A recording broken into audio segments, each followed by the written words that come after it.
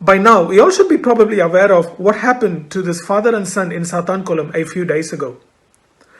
People on the internet over the past couple of days have been quite vocal about the cruelty that was inflicted upon these two innocent traders by the Sathankulam policemen. And they want the cops who were responsible for this inhumane act to be punished without any mercy and without any delay. It's fantastic to see people coming out and calling a spade without any fear. And it's also great to see the kind of support the family of the deceased is receiving during these difficult times. However, just by focusing this issue on those two cops who have been suspended, I believe we are missing out on an important opportunity to have a holistic approach on this issue. What we should be rather doing is to push for an holistic investigation, as I believe it's not just the two cops who were suspended from the Sathankulam police station was responsible for the death of Jairaj and Benix.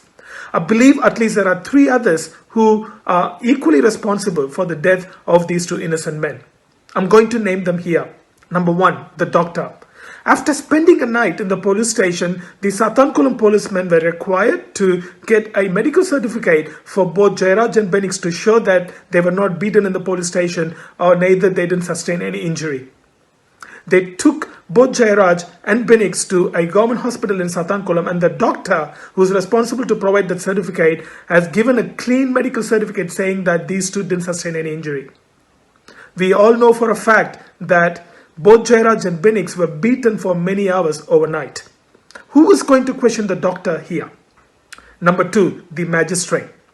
The job of the magistrate when someone is produced in front of him or her is supposed to ask the accused if they were beaten and the treatment they received in the police station if they spent a night in the police station.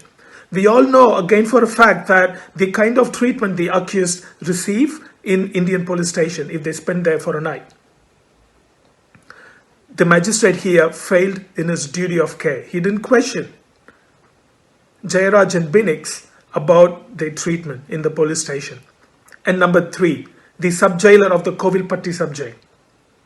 The Sathankulam policeman had many options when it comes to putting Jairaj and Benix in a jail within Sathankulam itself, and there was Palayankote within 50 kilometers of Sathankulam. Instead, they took both Jairaj and Benix to a sub-jail in Kovilpatti, which is 120 kilometers away, which is a couple of hours drive. For a reason only those policemen know. And the job of the sub-jailer is to assess both Jairaj and Benix top to bottom to see if they have sustained any injuries. If they have sustained any injuries, then the job of the sub-jailer is to send them to a hospital for treatment. And they should have stayed in the hospital until they fully recovered. Here again, the sub-jailer has failed in his duty of care. Who is going to question the sub-jailer? I would like to remind my viewers of a fact that the Police Minister of Tamil Nadu is our Honorable Chief Minister, Mr. Edappadi Palaniswamy. I sincerely request our Chief Minister to take immediate action on those three people that I named here who failed in their duty of care. And also, I read that the two policemen who were responsible for the death of Jairaj and Benix were suspended and few others were transferred. That's not good enough.